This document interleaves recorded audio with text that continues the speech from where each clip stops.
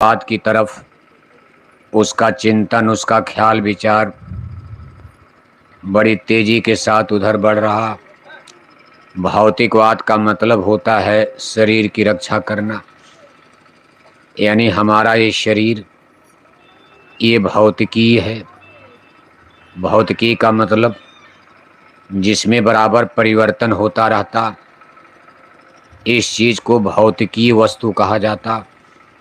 जैसे आपकी कार है, मोटरसाइकिल है, हेलीकॉप्टर है, जहाज है, ये तमाम चीज़ें अपने घर परिवार में आप मशीनें देखते हो, लेकिन ये कोई अमर नहीं है।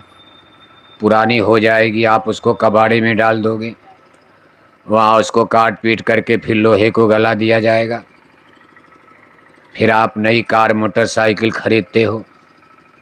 इसी तरह हमारा शरीर भी एक निश्चित टाइम पीरियड के बाद ये डेड यानी मुर्दा होकर के बेकार मान लिया था। घर वाले इसको ले जाकर आग में जला डालते हैं। अब ये शरीर तो दोबारा जिंदा होगा नहीं, लेकिन इसके एलिमेंट्स और तत्व जो मसाले इसमें लगे हैं, जल, पृथ्वी, अग्नि, वायु, आकाश, अब ये मसाले खत्म नहीं होंगे। जैसे कोई मिट्टी का घड़ा है, अब कुम्भकार ने मिट्टी से ही घड़ा, अनेक प्रकार के बर्तन कुम्भकार बनाता, और मान लो घड़ा जमीन पर गिर गया, फूट गया, मिट्टी मिट्टी में मिल गया, तो घड़े का आकार तो नष्ट हो गया, लेकिन मिट्टी तो रहेगी। यानी जो घड़ा है फूटा वो फिर मिट्टी में मिल जाएगा, कुछ समय के बाद उस मिट्टी से फिर घड़े बन जाएंगे। ऐसे एलिमेंट्स और तत्व पदार्थ ये मौजूद रहेंगे, लेकिन इसका रूपांतरण, तब्दीली, बदलाव होता रहता। इसको भौतिकी वस्तु और चीज़ कहा जाता, जिसमें बराबर चेंजी, तब्दीली, बदलाव, परिवर्तन हो जाए, इसको भौतिकी चीज़ कहा जाता। इस तरह से हमारा ये शरीर भी भौतिकी सिद्धांत पर जिंदा आज है, कल नहीं रहेगा, लेकिन इसके अंदर एक ऐसी भी चीज़ है जो आध्यात्मिक है, चेतन है, यानी इसको अमर बताया गया है, जिसको आत्मा यानी जीवात्मा कहा जाता। अब ये जीवात्मा देखो कभी भी नष्ट नहीं हो सकती, इसके रूप रंग को भी नहीं बदला जा सकता। मौत के बाद भी आत्मा जिंदा रहती। रामायण में लिखा, ईश्वर अंश जीव अविनाशी। श्रीमद् भागवत गीता में भगवान योगेश्वर श्री कृष्ण अपने परम शिष्य अर्जुन को इंगित करते हुए सारी मानव जाति को संदेश दे रहे, समझाने की कोशिश कर रहे कि भाई आत्मा तो ऐसे तत्वों से बनी है कि नैनम छिन्दन्ति शस्त्राणि, नैनम दहति पावका, न चैलम क्लेदियं ताप, न शोषत मारता। आत्मा को ना तो कोई हथियार काट सकता, न इसको आग जला सकती, न इसको पानी गला सकता, न इसको हवा सोख सकती। आत्मा को अजर, अमर, अविनाशी बताया गया। इसीलिए साहब कबीर कहते, भाई हम न मरे मरी हैं संसारा, हमको मिला जियावड़ हारा। कभी ये संसार मर जाएगा, मिट जाएगा, ख़त्म हो जाएगा, लेकिन हम कभी नहीं मरते। हमारी धरती माता भी एक दिन मर जाएंगी। मरने का मतलब धरती भी ख़त्म हो जाएगी। कोई समय आएगा तो आसमान में सूरज चंदा भी मर जाएंगे, ख़त्म हो जाएंगे, लेकिन साहब कबीर कहते, भाई हम न मरे मरी हैं संसारा, हम कभी नहीं मरते। अब प्रश्न ये उठता, अगर धरती नहीं रहेगी तो हम लोग रहेंगे कहाँ? मान लो अगर हम जिंदा रहेंगे, अब यहाँ हम से मतलब शरीर नहीं है, अब यहाँ हम का मतलब आत्मा से है कि अगर ये शरीर, मान लो कभी धरती भी नष्ट हो गई, खत्म हो गए सूरज, चांद, तारे, धरती, आज सब कुछ, लेकिन तब भी हम रहेंगे। और उस समय हम कहाँ रहेंगे? कहा उस समय हम ऐसी जगह रहेंगे जो जगह कभी मरती और मिटती नहीं है। हमको उसी स्थान पर बुला लिया जाएगा जहाँ हमारा आपका जन्म हुआ है। यानी आत्मा का जहाँ जन्म हुआ, ओरिजिन ऑफ स्पिरिट, यानी आत्मा का जन्म कहाँ हुआ? शरीर के जन्म के बारे में तो आप जानते हो। शरीर यही माँ के गर्भ से, माता पिता की कोख से यहाँ शरीर ने जन्म लिया। एक दिन जन्म देने वाले माता पिता भी मरेंगे और जन्म लेने वाले बेटे बेटी भी मर जाएंगी, लेकिन आत्मा का जन्म ये धरती पर मृत्यु लोक में नहीं, आत्मा का जन्म है अमर देश सतलोक में। और जिस पुरुष की शक्ति की कोख से सूरत ने जन्म लिया, उसको महापुरुषों ने सत्पुरुष भगवान बताया। अब बताया है, विश्वास तो किया जाता।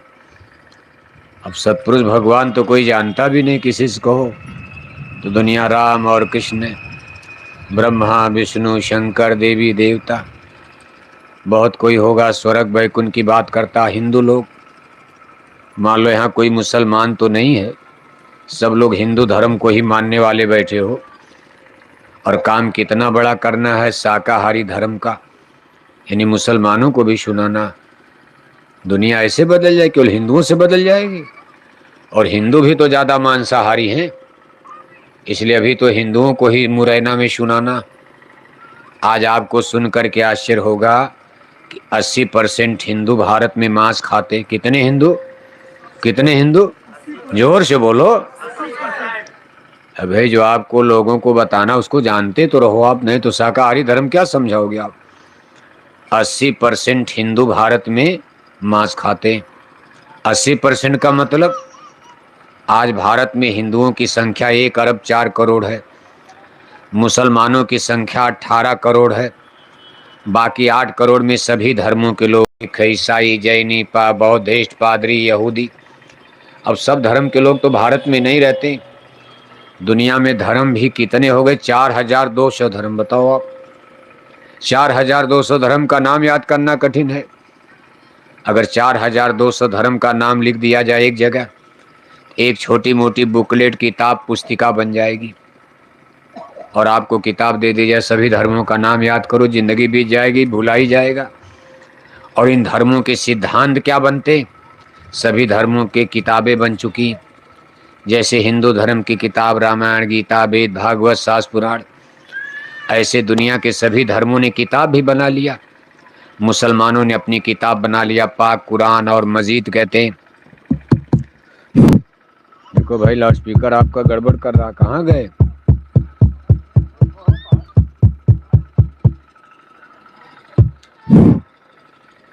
इसी तरह देखो ईसाइयों ने अपनी किताब बना लिया जिसको बाइबल कहा जाता। पंजाब के सिख बहादुरों ने अपनी किताब बना लिया जिसको हम आप गुरु ग्रंथ साहब कहते। इस तरह दुनिया में तमाम धर्म की अलग अलग किताबें, अब कितनी किताबें बन गई। सारी किताबों को एक जगह कर दिया जाए, कितना कोठरी कमरा भर जाए। केवल हिंदू धर्म की सारी किताब, जितने धर्म की किताबें हैं।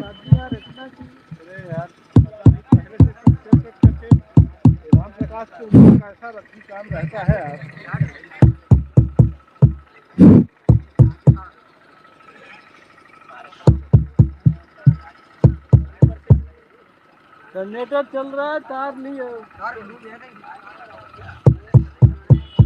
आदमी को यहाँ बैठना चाहिए ना, ऑपरेट करने वाला। अरे ये लाइन ही नहीं आ रही है, कहाँ से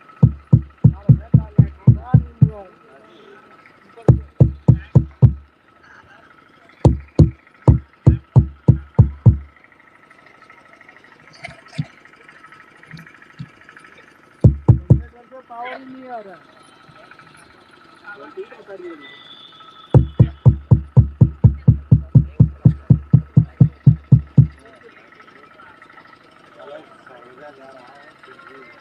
आप बोले तब विचार नहीं कर रहा नहीं।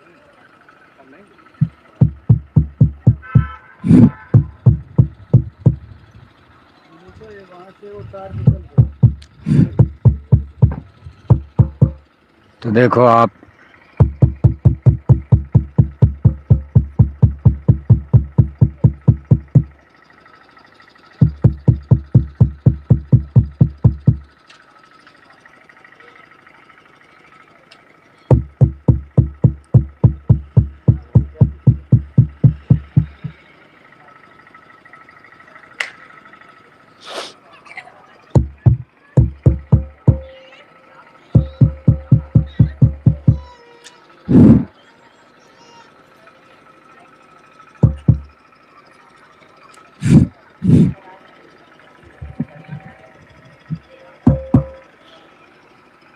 तो दुनिया में जितने धर्म हैं, अब सबकी अलग अलग थियरी है, अलग अलग सिद्धांत है। कोई किसी देवी देवता को मानता है, कोई किसी को मानता, कोई किसी तरह से पूजा करता, कोई किसी तरह से पूजा करता। ऐसे समय में जय गुरुदेव मिशन की तरफ से जब आप शाकाहारी धर्म की बात करते हो तो दुनिया के और धर्मों की बात तो छोड़ो, आप अपने हिंदू धर्म के लोग ही अभी इसको मानने को, स्वीकार करने को तैयार नहीं होते, क्योंकि 1 अरब 4 करोड़ हिंदू में आज भारत में 82 करोड़ हिंदू मांस खाते हैं। अब जो मांस खा रहा उसका धर्म तो मांसाहारी धर्म हो गया, और आप शाकाहारी धर्म का प्रचार कर रहे हो। तो आप घर में ही देखते हो विरोध होता, एक भाई का धर्म शाकाहारी और एक भाई का धर्म मांसाहारी। घर में बूढ़े बाप का धर्म शाकाहारी और पढ़ लिख कर बेटा इंजीनियर डॉक्टर बन गया, उसका धर्म मांसाहारी है। बुढ़िया सास का धर्म शाकाहारी और घर में अंग्रेजी बोलने वाली बहू आ गई, उसका धर्म मांसाहारी। रोज झगड़ा हो रहा, घर में ही हो रहा। तो कुल मिलाकर के कितना बड़ा आपको संघर्ष करना। अब आप कितनों प्रचार करते रहो, क्या फर्क पड़ता। आज हमारी सरकारों का भी धर्म मांसाहारी है। हमारी सरकारें भी मुर्गी पालन खोलने के लिए दिल्ली भोपाल से गांव गांव 5-5 लाख 10-10 लाख रुपए दे रही। गांव गांव पैसा दिया जा रहा, ले जाओ मछली पालन खोलो, ये ले जाओ सुअर पालन खोलो, गांव गांव शराब की दुकान खोलो। तो वर्तमान समय में हमारी सरकारों का भी धर्म मांसाहारी है। हमारे पढ़े लिखे समाज में देखो, डॉक्टर लोगों के पास आप जाते हो, डॉक्टर लोग सीधे कहते मछली में विटामिन डी है, अंडा में विटामिन सी है, अंडा मछली खाओगे बीमारी दूर हो जाएगी, स्वस्थ हो जाओगे। और शाकाहारी धर्म क्या कह रहा है कि बड़ी बड़ी बीमारी और पाल रहे हैं शाकाहारी नहीं, तब तो उल्टा हो जाएगा। बड़ी बड़ी बीमारी पाल रहे हैं। आप जिस धर्म का प्रचार करो शाकाहारी धर्म, इसमें ये कहा जा रहा है कि बड़ी बड़ी बीमारी और पाल रहे हैं मांस। कहाँ पाल रहे हैं? खेत में। कहाँ पाल रहे हैं? पेट में। और मेडिकल साइंस क्या कह रही? पढ़े लिखे डॉक्टर, पढ़े लिखे लोग क्या करें, इंजीनियर डॉक्टर। हमारी सरकारें इंटेलेक्चुअल, तमाम पढ़े लिखे बुद्धिजीवी दुनिया के वैज्ञानिक क्या कह रहे कि मछली में विटामिन डी है और अंडा में विटामिन सी है। तो मामूली लड़ाई आप लड़ रहे हो। अब आप पढ़े लिखे नहीं हो, वो लोग पढ़े लिखे हैं। दुनिया उनकी मानेगी कि आपकी मानेगी? हमारे सत्संगी बेचारे जैकेट पहन के तो कक्षा 10 फेल हैं, कितने कक्षा 8 फेल हैं। अगर मान लो कोई सत्संगी ज़्यादा पढ़ा लिखा है, वो शर्म के मारे जैकेट ही नहीं पहनते हैं। बाबा कौन बवाल मोल ले? यही बेचारे गरीब गुरबा छोटे छोटे, जिनसे कोई चाहे हंसे, चाहे मजाक करे, चाहे कुछ करे। अगर मान लो कोई पढ़ा लिखा सत्संगी भी बन गया, वो शर्म के मारे जैकेट पहनता ही नहीं है, क्योंकि जहमत कौन मोल लेगा? जिधर जाएंगे ट्रेन में, बस में। अब उनको ऑफिस में जाना है, नौकरी करनी है, तमाम अच्छे बुरे मिलेंगे, दिन भर यही झंझ जैकेट पहन के जाएंगे, उसी पे झगड़ा होगा, बहस होने लगेगी, भाई ये क्यों पहन लिया, शाकाहार का मतलब क्या है। ट्रेन में झगड़ा, कार में झगड़ा, बाजार में झगड़ा, ऑफिस में झगड़ा, दफ्तर में झगड़ा। तो छोटे छोटे लोग, क्या छोटे छोटे लोग इतना बड़ा काम कर सकते हैं? लेकिन अगर ईश्वर चाहेगा तो कर सकते हैं। जैसे भगवान राम की मलट्टी तो अयोध्या में रह गई। छोटे छोटे गरीबों को, आदिवासी कोल भील जिनको कहा जाता, जिनको आप भालू बानर भी कहते हो, कोई सींग पूंछ वाले बानर नहीं, वो जानवर नहीं थे। आदिवासी कोल भील, कम पढ़े लिखे, जंगल में। आज भी कर्नाटक में जाओ, उनके वंशज सतपुड़ा की श्रेणी पर पहाड़ियों में, पठारों में आदिवासी कोल भील। इन्हीं छोटे छोटे गरीबों को लेकर भगवान राम ने देखो इतना बड़ा काम कर दिया। चाहते तो अयोध्या से मुलट्टी बुला ले, तो उनकी फौज अयोध्या में तो थी ही। उनके 2 भाई भरत और शत्रुघ्न कहने लगे हम भी आ जाएं। कहा नहीं नहीं आपकी जरूरत नहीं, मैंने मलट्टी तैयार कर लिया और कर दिया काम। तो कुल मिलाकर हमको आपको अपने बलबूते तो कुछ नजर नहीं आ रहा। जितना गुरु महाराज मुरैना में बना कर गए, मुरैना में तो हम कई बार आ चुके हैं। गुरु महाराज जमाने में भी आए, 5-5 हजार इतनी बड़ी भीड़ होती थी। गुरु महाराज आते थे 10-10 हजार 20-20 हजार की, और कितने हजार लोगों को गुरु महाराज ने नामदान भी दिया। लेकिन आज आप देख रहे हो सिमटता जा रहा। जो सत्संगी तो वो भी भाग गए, दूसरे की बात तो छोड़ो, जो सत्संगी थे, जो 10 साल 20 साल संगत की सेवा में लगे, उन्होंने भी झंडा उंडा पटक करके अपना पलायन कर गए। अब आप इतने लोग क्या कर सकते हो। लेकिन विश्वास रहे कि ही हनुमान ने लंका का काम कर दिया। वानर सेना तो बहुत बड़ी थी, लेकिन काम करने वाले एक ही हनुमान ने लंका को जला करके राख कर दिया, भस्म कर दिया। इन्हीं अगर भगवान को जो चीज मंजूर हो गई, अगर भगवान की इच्छा बन गई, तो सारी दुनिया के मनुष्य मिल करके भगवान की इच्छा को कोई रोक पाएगा। अगर ये गुरु महाराज की वाणी है कि परिवर्तन होगा, राम राज आएगा, सतयुग आएगा, जमाना बदलेगा। और अगर ईश्वर भगवान की इच्छा हो गई तो ये काम एक न एक दिन अवश्य में होने जा रहा। और फिर आपकी जैकेट पर फूल बरसेगा। इसी मुरैना में लोग आपकी जैकेट पर फूल बरसाएंगे कि भाई धन्य हो आप। आपकी बात को तो हम लोग मजाक समझते थे, हम तो इसको हवा हवाई मानते थे, ये कैसे हो जाएगा। क्योंकि सतयुग और राम राज का मतलब है केवल आप लोगों की शाकाहारी बनने से नहीं। जब पूरे मुरैना जिला में कहीं मछली अंडा शराब की दुकान दिखाई न पड़े, तो समझ लो सनातन धर्म की स्थापना होने जा रही। अब इस समय आप मीडिया में तमाम सबके हाथ में मोबाइल है, बराबर पढ़ रहे हो, सुन रहे हो। भारत देश में बड़े बड़े राजनेता भी सनातन की बात कर रहे हैं। हमारे देश के बड़े बड़े आचार्य प्राचार्य शंकराचार्य साधु महात्मा सनातन धर्म की बात कर रहे, और आप भी सनातन धर्म का प्रचार कर रहे। लेकिन दोनों में फर्क है। वो लोग कहते कोई बात नहीं, मछली अंडा शराब बंद हो या ना हो, हम मुरैना में सनातन धर्म ला देंगे। लेकिन जय गुरुदेव मिशन कह रहा नहीं, ऐसे नहीं। जब तक पूरे मुरैना में मछली अंडा शराब की दुकान बंद नहीं हो जाएगी, तब तक सनातन धर्म आने वाला नहीं है।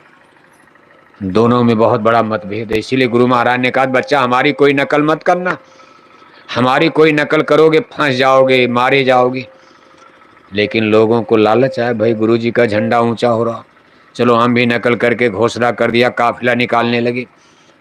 गुरु महाराज की तरह से 80-90 के दशक में, अभी बात तो गुरु महाराज 70-80 के दशक में कहते रहे।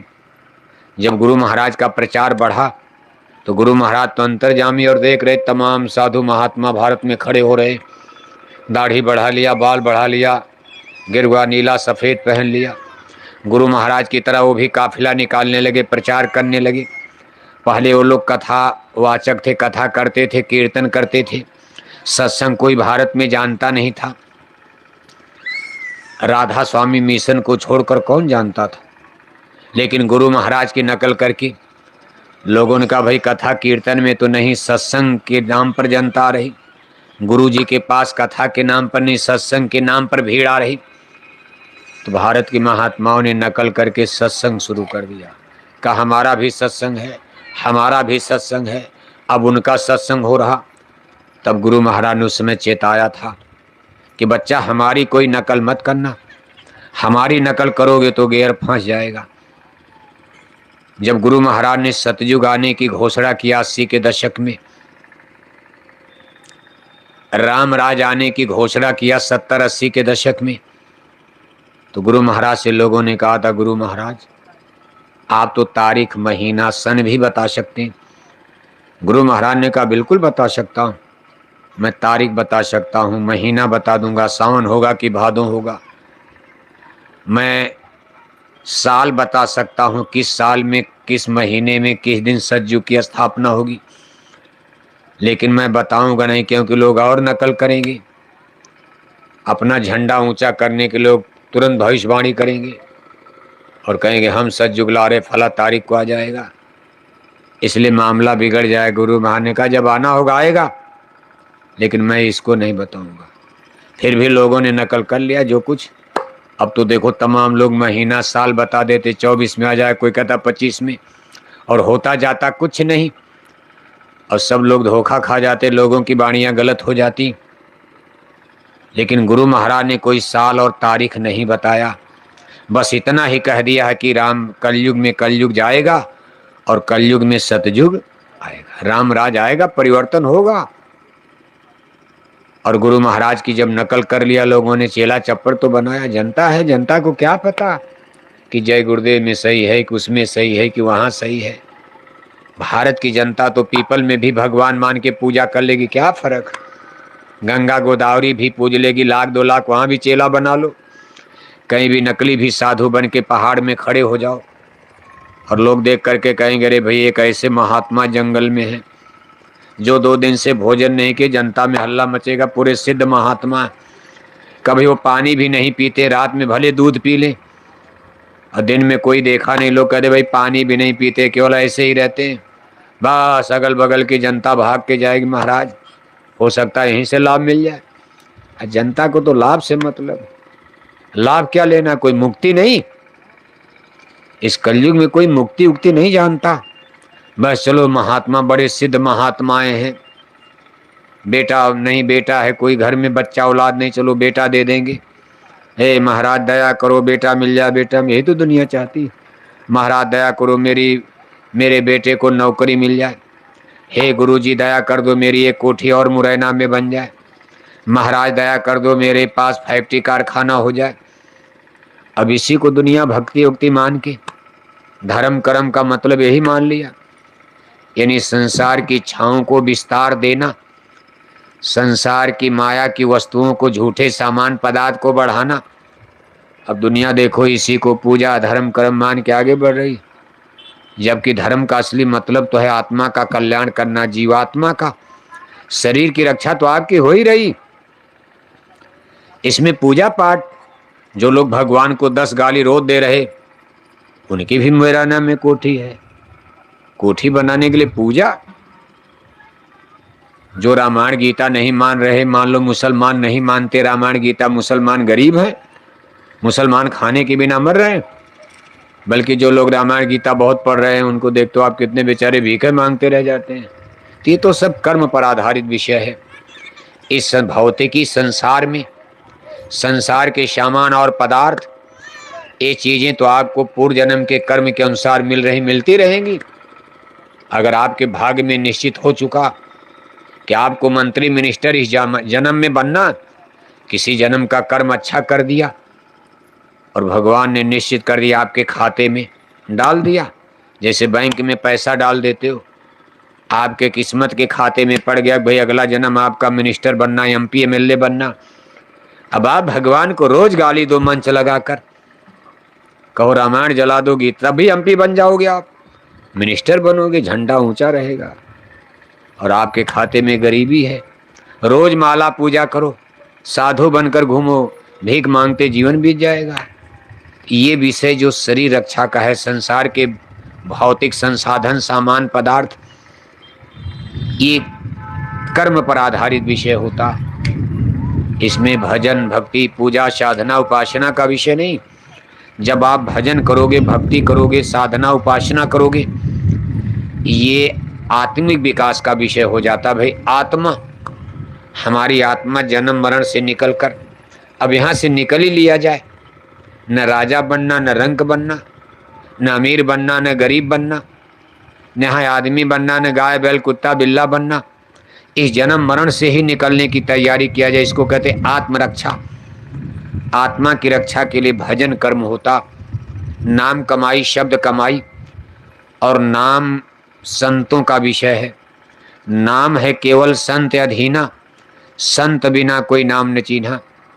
जब आत्मा के विकास की, आत्मा की रक्षा की बात आएगी, कहते वे बिना नाम कमाई शब्द कमाई के, नाम है डोर सूरज चली आई, काल जाल में गई भुलाई। नाम ही नाम रचा सब होई, नाम बिना उद्धार न हुई। तब संत महात्मा कहते भाई केवल नाम ही है जो आत्मा का उद्धार करेगा। बाकी संसार में कोई कंकड़ पत्थर पेड़ पौधे ये सब जो आप कर रहे हो, कभी किसी जीवात्मा का उद्धार न हुआ न आगे कभी होगा। भगवान ब्रह्मा अपने सगे बेटे लोमस ऋषि से कह रहे, जब उन्होंने पूछा पिताजी मुक्ति कैसे मिलती, तो सब समझाते बताते अंत में कह दिया कि लोमस ऋषि सुनो ये बाता, मुक्ति है संतन के हाथा। क्यों कि जिस नाम की डोर पर शब्द की डोली में बैठकर हमारी आत्मा जन्म मरण से निकलकर ब्रह्मांड में देवी देवता ईश्वर भगवान ब्रह्म पार ब्रह्म अमर देश सतलोक जाती है, ये नाम की डोर संतों से प्राप्त होगी। नाम है केवल संत अधीना, संत बिना कोई नाम न चिन्हा।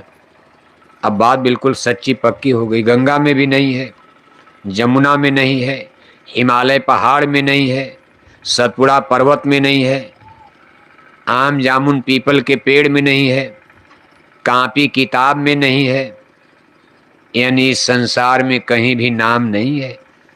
नाम की डोर अगर मिलेगी तो संतों से मिलती। इसीलिए कहते भाई सतगुर बिना न कोई बाँचे, नाम बिना 84 नाचे। जब तक सतगुर नहीं मिलेंगे, नाम की डोर नहीं मिलेगी, नाम बिना 84 नाचे। नाम की डोर मिल गई, जैसे पतंग आप खींच लेते हो, ऐसे नाम यानी शब्द है, साउंड आवाज, वेद वाणी ब्रह्म वाणी अनाहत वाणी अनाहत नाद, एक खींच करके आपको ब्रह्मांड में ले जाएगा। और अगर ये नाम की डोर आपको आधार नहीं मिलेगा तो जीव नीचे गिर जाएगा।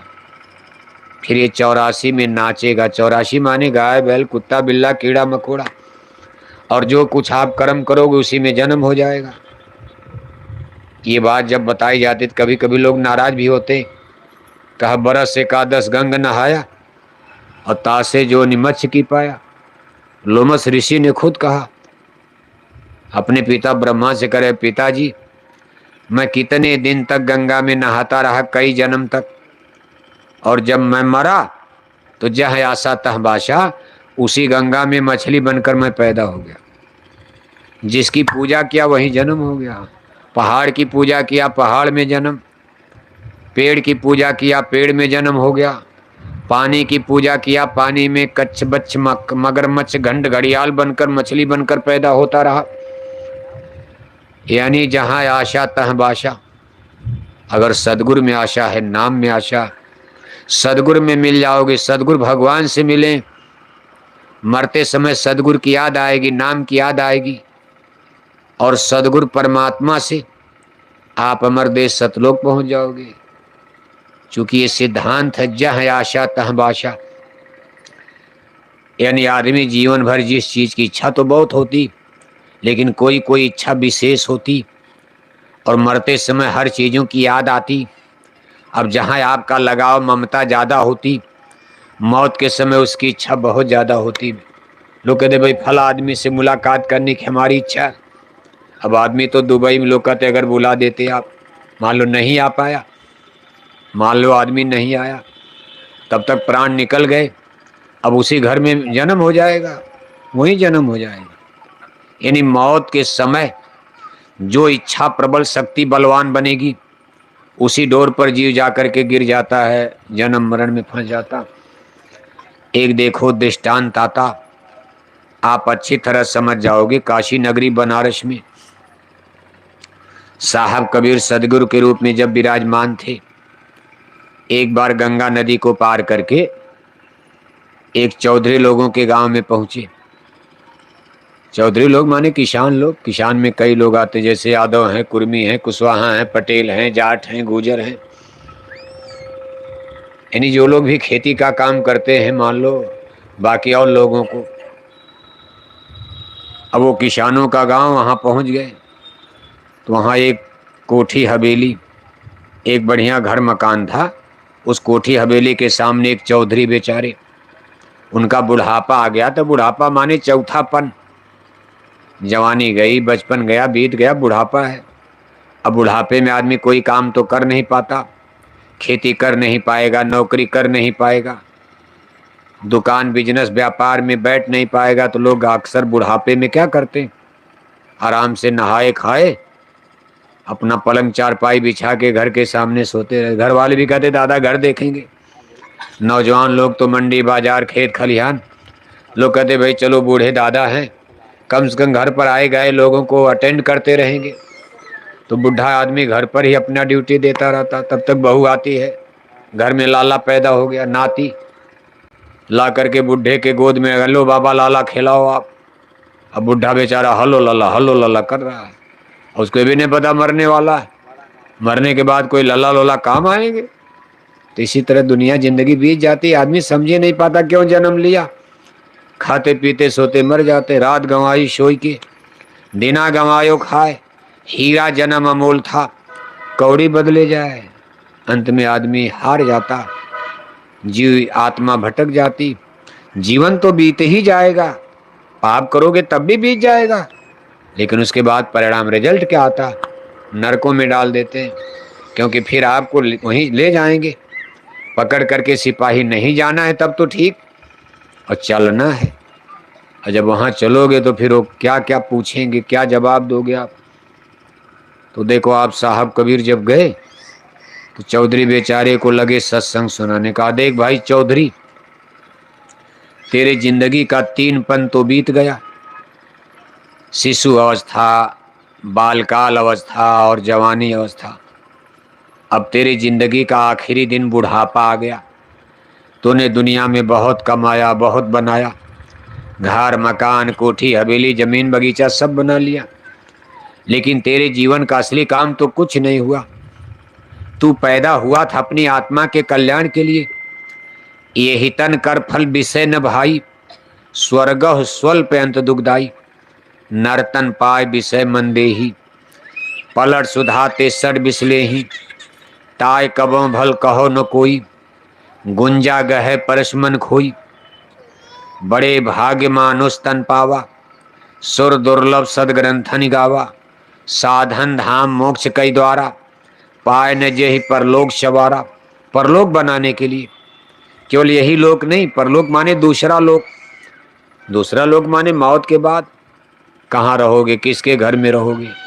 जब ये घर छूट जाएगा, मुरैना छूट जाएगा, कोठी हवेली छूट जाएगी, ये शरीर छूट जाएगा, बेटा बेटी छूट जाएंगे, जमीन जायदाद छूट जाएगा, आप उधर चलोगे तो कहाँ रहोगे आप। कभी वहां का भी बनाने की जिम्मेदारी इसी का। महाराज ये कैसे होता, का यही भगवान का नियम है, नेचुरली कॉन्स्टिट्यूशन। इसी जन्म में आपको परलोक भी बनाना, वहां जाकर कोई नहीं बना सकता। भगवान ने आप कहोगे ऐसा कैसे बना दिया, भाई वहां बनाना था, हमको वहां भेजे, हम बनाएंगे। जैसे यहाँ आपको भेज दिया कोठी हवेली घर मकान बना रहे हो, आपको भाई हमको भी स्वर्ग बैकुंठ भेजें, अपनी कोठी हवेली वहां बनवाएंगे। लेकिन भगवान का ऐसा नियम नहीं, कहा भाई एक ही बार में दोनों बनाना। इसी मानव जन्म में रहते यहाँ भी बना लो और उधर का भी बना लो, यहाँ का तो कम बनाओ, क्योंकि यहाँ आपको 25-50 साल रहना, और उधर तो कितनी युग और जन्म अमर हो, आप सदैव रहोगे आप। इसलिए उधर की ज़्यादा मेहनत परिश्रम उसके लिए करना चाहिए। यही उपदेश संत महापुरुष देना बताना चाहते।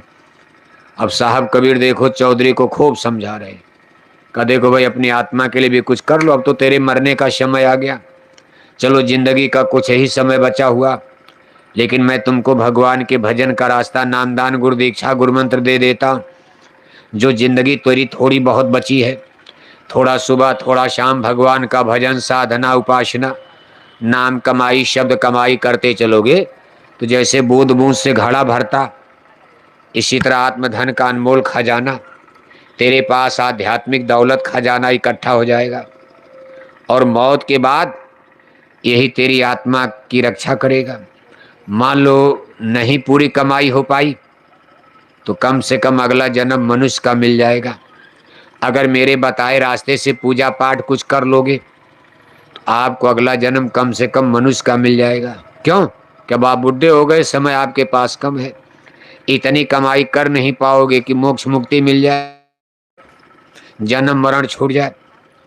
लेकिन अब संतों का सत्संग इतनी जल्दी तो समझ में आता नहीं, इतना माया का बोझा पर्दा गठरी भारी है। आदमी गुटुर गुटुर कथा सुनता रहता, और ज्यों ही घर गया सब सफरचट हो जाता। यही आप कितने दिन से आप सत्संग सुन रहे हो, लेकिन गले के नीचे कुछ उतरता, भाई मरना है रहना नहीं, देश वीराना गाना तो गाया जाता। थोड़े दिन की तेरी जिंदगी नरधम पिजड़ा मिट्टी का मिट्टी में मिल जाएगा, सब कुछ सुना जाता। लेकिन कोई मरना चाहता? कोई चाहता कि नहीं मुक्ति मोक्ष दे दो, अरे महाराज यहीं रहेंगे यहीं रहेंगे, धन दे दो दौलत दे दो। सत्संगी भी यही मांगते। बताओ आप, दुनियादारों की भक्ति तो छोड़ो, कंकड़ पत्थर पूज रहे। सत्संगी जिनको भजन का रास्ता मिल गया, वो भी जब सत्संग में जाएंगे कहेंगे महाराज हजार किस्म की विपत्त लेकर पहुंचते हैं, भूत है, प्रेत है, बीमारी है, ये है वो है। भजन वाली तो कोई बात ही नहीं करता। बस महाराज बस दिखाने गए, अरे महाराज भजन नहीं बनता, बस इतने कह के बाकी महाराज बहू को बड़ी तकलीफ है, बच्चा नहीं, बच्चा मिल जाए, ये मिल जाए, वो मिल जाए, नौकरी मिल जाए, चाकरी मिल जाए। तो देखो इतनी जल्दी तो सत्संग गले के नीचे उतरता नहीं। अब चौधरी बेचारे तो जिंदगी में पहली बार साहब कबीर से सत्संग सुन रहे, वो भी 2-4 लाइन में सुनाया, इतना समय भी नहीं था। तो चौधरी ने जवाब दे दिया, कहा महाराज ठीक, आपकी बात बिल्कुल पक्की, दुनिया झूठी है, आत्मा का कल्याण होना चाहिए, लेकिन अब की बार नहीं, अगली बार जब आप आएंगे तब हम आपका गुरु दीक्षा गुरुमंत्र ले लें, अभी हमको विचार कर लेने दीजिए, अभी हमारे पास बहुत काम, दुनिया का ये झंझट क्या, पूजा पाठ भजन भक्ति में क्या लगेंगे। तो साहब कबीर ने कहा भाई देखो, शुभ काम में देरी नहीं करनी चाहिए, मौत का कोई भरोसा नहीं। मान लो अगली बार हमको आने में लेट हो जाए और बीच में तुम्हारी मौत हो जाए, तब क्या करोगे आप? मौत का क्या भरोसा, आज ही हो जाए, इसलिए आज ही ले लो। लेकिन साहब कबीर समझाते रहे, गले के नीचे चौधरी के उतरा नहीं। अब भजन भक्ति डंडा मार कर होगा तो प्रेम का सौदा है, डंडा मार कर तो कोई पूजा पाठ हो नहीं सकता। अब आप ही को इतने दिन से समझाया जा रहा, बताया जा रहा, 60 बरस गुरु महाराज ने समझाया, कोई डंडा मारा? जिसकी इच्छा हुई आया, समझा, जाना, सुना, नहीं समझ में आया छोड़कर चला गया। तमाम सत्संगी भी चले गए। 10 बरस से हुजूर महाराज जी समझा रहे, बता रहे, लाखों लोग बोरा पहनकर, लाखों भाई बहन शाकाहारी जैकेट पहनकर सुना रहे, बता रहे, समझा रहे।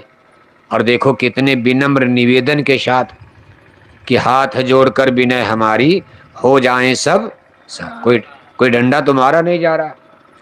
अब जिसके भाग्य में होता है, पुण्य पुंज बिन मिले न शंता, सत्संग संसित करयंता, अब मोहि भा भरोसा हनुमंता, बिन हरि कृपा मिले न शंता, बड़े भाग पायो सत्संगा, विनय प्रयास होय भव भंगा। अभी भी तो किस्मत की बात होती। अब सब लोग स्कूल में पढ़ने जाते हैं, सब बच्चे इंजीनियर तो बनते नहीं, माँ बाप तो यही चाहते भाई सब बन जाए, पैसा भी है, सब कुछ है, लेकिन नहीं बन पा। मास्टर अपने लड़के को मास्टर नहीं बना पाता। इच्छा रहते, इच्छा एक कलेक्टर की इच्छा, मेरा लड़का भी कलेक्टर बन जाए, नहीं बना पाता। चपरासी नहीं बन पाते। इसी तरह से ये अध्यात्म परमार्थ, ये जो जीवन की मूल पूंजी दौलत अमोलक है, ये भी सबके भाग्य में नहीं होती। संतों ने स्पष्ट कर दिया, कहा शुद्ध आराय और लक्ष्मी पापी घर भी हो, लेकिन संत समागम हरि कथा स्वामी दुर्लभ दो। कहा बेटा बेटी धन दौलत राजपाट, पापी को रावण पाप किए, रावण सोने की लंका बन गई। लेकिन सदगुरु का मिलना, संतों का मिलना, सत्संग का मिलना, जिससे आत्मा की सदगति, आत्मा अधोगति से बचेगा, भाई ये बड़ा दुर्लभ भाग्यशाली। इसके लिए बहुत पुण्य इकट्ठा हो जन्म जन्म का, तब जाकर के जीव संतों की शरण में भाग्य से लग जाता।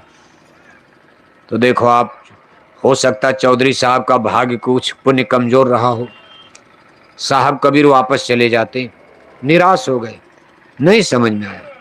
समझाते समझाते घंटों समझाया, कहा नहीं महाराज ठीक है, सब ठीक है, लेकिन अब की बार नहीं, अगली बार देखेंगे। चले गए। करीब 10-12 बरस बीत गया। 10-12 बरस, 10-12 के बरस के बाद फिर नंबर लगा उस गांव का। बार बार तो नंबर कहाँ लगेगा बताओ, इतना बड़ा। अब साहब कबीर के लिए बहुत बड़ा, कभी वहां जा रहे, कहीं वहां जा रहे, कहीं वहां जा रहे। जब उस गांव में 10-12 बरस के बाद पहुंचे तो कोठी हवेली मौजूद, सामने पलंग भी पड़ा, लेकिन उस पर चौधरी बेचारे नहीं हैं। अब उनके छोटे छोटे जो नाती पोता सयाने, 10-12 बरस के बाद सयाने हो गए, उन्होंने बुला कहा भाई तुम्हारे दादा इसी पलंग चारपाई पर हम आए थे तो सोए थे, आज कहाँ हैं? तो बच्चों ने कहा महाराज हमको तो होश नहीं है। वो छोटे रहे हो गया, जन्मे नहीं रहा होगा।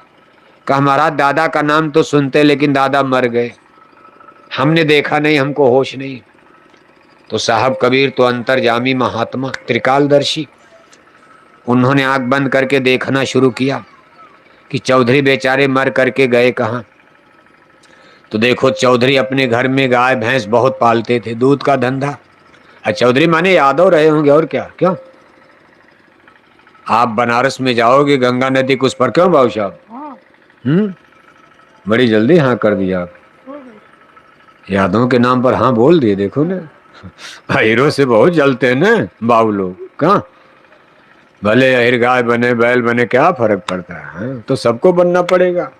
जो भी गलत करे वहां अहिर यादव कोयरी को हाँ लोहार ठाकुर पंडित तो नहीं देखा जाता। कहा राजा भी गधा बन जाएगा। कबीर गुरु की भक्त बिन और राजो गधा हो, और लादी लादे और की घास न डारे। इन्हें केवल यादवों के लिए नियम रहेगा, ठाकुर लोग बच जाएंगे। चाहे चंदेले हो, चाहे बघेले हो, चाहे राठौर हो, चाहे ये हो, चाहे वो हो, चाहे सूरवंश, चाहे चंद्रवंश, यहाँ कितनों वंशी वंश बना लो, लेकिन नाम बिना 84 नाचे, राजा भी गधा बन जाता। बड़े घरन के बूचिया सतसंग सुनन ना जाए, और ते ही कारण कुतिया बनी, और घर घर डंडा कुतिया बना दिया। बड़े घर की आज रानी हैं, राजे हैं, रजवाड़े हैं, राजे हैं, महाराजे हैं, सब चले गए। एक राजा था, एक रानी, मर गए राजा, मर गए रानी, हो गई खत्म, कहानी खत्म हो जाएगी। कहाँ डाल दिए जाओगे? गाय बना दिया, बैल बना दिया, कुत्ता बना दिया, बिल्ला बना दिया। आकर 4,84,000 योनि भ्रमत ये जीव अविनाशी। कई जन्म भय कीट पतंगा, कई जन्म गजमीन कुरंगा, कई जन्म पक्षी श्रव जोइया, कई जन्म है बर ब्रिक होइया, मिल जगदीश मिलन कै बरिया, चिरंकाल यह देश सजरिया। किसी को भी डाल देंगे, तो वहाँ कोई जात बिरादरी ऊंचा नीचा नहीं देखा जाता। अगर गुरु हैं तो बच जाओगे, नहीं है तो जाने जाना है, कोई नहीं बचा सकता। तो देखो आप चौधरी बेचारे अपने घर में गाय भैंस खूब पालते थे, सेवा तो सबकी करते थे, लेकिन एक गाय की बड़ी सेवा करते थे। उसको दाना चारा पानी खूब, उसको सहलाना, मालिश करना, नहलाना धुलाना, क्योंकि वो गाय दूध ज़्यादा देती थी। अब जो गाय दूध ज़्यादा देगी, कोई भी आदमी उसको थोड़ा प्यार ज़्यादा करेगा। अब चौधरी बेचारे उस गाय से बहुत प्यार, उनका मोहब्बत। अब उस गाय से इतना उनका प्रेम हो गया, जब मरे तो जहाँ आसा तह बासा, इस सिद्धांत के मुताबिक उसी गाय के पेट में बैल बनकर उनका जन्म हो गया। क्या बन गए? बैल बन गए। और घर वाले क्या सोच रहे हैं कि हमारे दादा का क्या हो गया? स्वर्गवास हो। क्या हो गया? घर वाले क्या सोचते हैं? आपके गांव घर में कोई मरता है, तेरे ही मनाते हो, चिट्ठी लिख देते हो कि मेरे पूजनीय दादाजी का क्या हो गया? स्वर्गवास। नरकवास नहीं, बस सब लोग स्वर्ग। दादा 2 कुंतल मछली खाकर मर गए, चिट्ठी लिख दिया स्वर्गवास। क्या भगवान का नरक खाली पड़ा होगा? ये 4,84 कैसे चल रहा है तब ये सिस्टम? पूरे मुरैना में आज तक कोई नरक गया ही नहीं, सब स्वर्गवास। तो घर वाले तो सोच रहे हैं कि दादा, क्योंकि गंगा के किनारे उनका गांव था, यानी बिल्कुल रामनगर गंगा के किनारे, बनारस के उस पार इसर काशी, और उस पार जाओगे तो छोटे छोटे कटेसर है, ये तमाम गांव, उसमें ज़्यादातर यादवे लोग हैं। और उस जमाने में यादवे लोग थे। अब देखो वो तो रोज गंगा भी नहाते थे, तो लोग कहते भाई जो गंगा नहाएगा उसको मुक्ति मिल जाएगी। तो उनके लिए तो कोई शंका ही नहीं थी, जो रोज गंगा नहा रहा सुबह सुबह। तो घर वाले यही सोच रहे कि दादा को मुक्ति मिल गई, स्वर्ग चले गए। और दादा अपने घर में बैल बन करके पैदा, अपनी गाय से पैदा हो गए। बच्चों ने खिलाया पिलाया जिलाया बढ़ाया पाला पोषा। जब थोड़ा बैल बने 2-4 साल में, अब बच्चे से बछड़ा से बैल बन गए। ए बच्चे बैठो बैठो, हल्ला मत करो। अरे बच्चों को खेलना, आप लोग तो इधर देखो, नहीं तो वही क्या चाहते हो, गाय बैल बनना है क्या? अरे सुन तो लो, बच जाओगे। एक ठाकुर जी की कथा नहीं हो रही, गुब्बारा के चक्कर में बताओ इतना अच्छा काम बर्बाद कर रहे हो आप। तो देखो आप, जब वो बैल बने तो बच्चों ने, उस जमाने में ट्रैक्टर मशीनें तो थी नहीं, बैल से हल से खेती। अब बैल में चलने, बैल जो है हल में, बच्चों ने खेत में खेती के काम में उनको हल में जोताई करना शुरू कर, 2-4 डंडा रोज पीठ पर बज रहा। अब बच्चों को क्या पता हमारे दादा बैल बन गए, तो मार रहे डंडा, बैल बन गए, बैल बैल बैल। 2-4 साल उन्होंने खेत में डंडा मारा। इसके बाद बच्चों ने बगल के गांव में एक गाड़ीवान को बेच दिया। गाड़ीवान मंडी बाजार से गाड़ी में, बैलगाड़ी में उनको नाद कर, और मंडी बाजार से सामान लाने ले जाने में 2-3 साल उसने डंडा बजाया। इसके बाद गाड़ीवान ने ले जाकर बगल के गांव में एक तेली के हाथ बेच दिया। तेली ने कोल्हू में तेल पेरने के लिए, और उनको नाद करके 2-3 साल उसने डंडा बजाया। तब तक तो बैल बुढ़ा हो, बैल की उम्र ही क्या होती है, 8-10 साल। बैल बुढ़ा हो गया। जब बुढ़ा हो गया तो तेली ने ले जाकर उसको काशी बनारस में कसाई के हाथ बेच दिया। यानी तब भारत में मुसलमान आ चुके थे। कबीर साहब स्वयं ही, यानी जुलाहे परिवार में मुसलमान घर में परवरिश हुई थी, कहानी उन्हीं की है। तो भारत में मुसलमान आ चुके थे। उसमें दिल्ली में सिकंदर लोदी का राज चल रहा था, लोदी वंश। अब देखो, कसाई ने उनकी बोटी बोटी काट कर मांस को तो बेच दिया, और चमड़ी को निकाल करके और सुखा करके ढोल नगारा वाले बजाने वालों को बेच दिया। ढोल नगारा बजाने वालों ने केमिकल लगाकर कमाई करके और अपने ढोल नगारे पर चमड़ी को कस दिया। चौधरी के चमड़े की बन गई ढोल, धम धम बजना शुरू हो गई। संजोग से चौधरी के घर में पड़ी शादी। घर वालों ने सोचा कोई नाचने गाने वाली कंपनी का सट्टा हो जाए, तो जरा शादी ब्याह में घर पर नाच गाना भी हो जाए। देखो संजोग विधि का विधान, उसी कंपनी के पास पहुंच गए जहां दादा के चमड़े की ढोल बनी थी। पैसा दिया, दिन तारीख नोट। समय आने पर नाचने गाने वाले घर आ गए। शाम को सब लोगों ने खाना खाया और चौधरी के चमड़े की ढोल घर में बजने लगी। नाच गाना शुरू हो गया। घर वालों को क्या पता, वो तो यही मान रहे थे दादा स्वर्गवासी हो गए, स्वर्गवास, स्वर्ग चले गए। यहाँ ढोल बज रही, नाच गाना हो रहा। साहब कबीर अपने परम से धर्मदास के साथ गांव के सिवान से जंगल से गुजर रहे थे रात के अंधेरे में। जब उन्होंने चौधरी के घर में ढोल की आवाज़ सुनी, तो आंख बंद करके जंगल में खड़े हो गए और एक श्लोक पढ़ना शुरू कर दिया।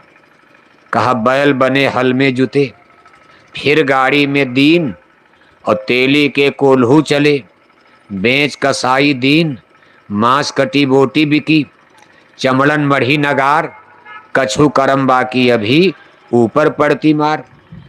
तो धर्मदास ने कहा, गुरु महाराज ये आप किसको सुना रहे हैं? जंगल में तो कोई है भी नहीं, रात का समय, केवल मैं ही आपके बगल में। और अगर आपने सुनाया भी, ये जो आपने श्लोक पढ़ा है इसका मतलब हमको तो बताइए, क्या आप कह रहे हैं? तो साहब कबीर ने चौधरी की पूरी कहानी सुना दिया। कहा, देखो इस चौधरी को मैंने मानव जन्म में बहुत सत्संग सुनाया था, बहुत मैंने इसको कथा सुनाई, लेकिन मेरी एक बात को नहीं माना और आज इसकी दुर्गति हो गई। ये देखो इतनी दुर्गति में। तो धर्मदास ने कहा, गुरु महाराज चलो चौधरी बैल बन गए, अब बैल के बाद क्या बने, उनका अगला जन्म क्या हुआ? तो साहब कबीर ने कहा कि चौधरी अब कुत्ता बन चुके हैं। बैल के बाद कुत्ता बन गए, कुत्ता बन गए। और आज उनके घर में शादी है। सब लोग खा करके जूठी पत्तल घर के पीछे फेंक दिए। चौधरी कुत्ता बनकर अपने घर में जूठी पत्तल वही चाट रहे हैं, और घर के सब कुत्ते उनको काट रहे हैं। अब कुत्तों में झगड़ा होता ही है, जूठी पत्तल झूठी रोटी फेंक दो, सब कुत्ते न खाएंगे न खाने, लड़ी जाएंगे।